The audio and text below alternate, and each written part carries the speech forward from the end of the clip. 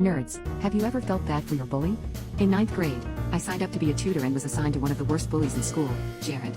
In our first lesson, I discovered he was illiterate. He knew the alphabet and could spell his name, and that was about it. I also learned the reason he was so much bigger than most of the other kids in our grade was that he'd been held back 2 years already because he couldn't read, and if he didn't get at least a C in English, he'd be held back again. He'd already decided he was going to fail, and he was so angry and frustrated, and now embarrassed because I knew.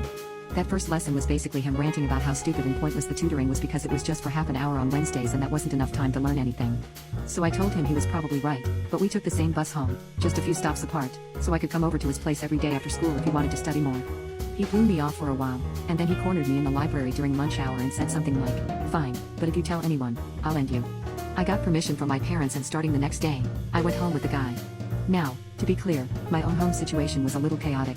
My parents fostered, so there were always a bunch of kids, some with special needs, aged infant to teens. My house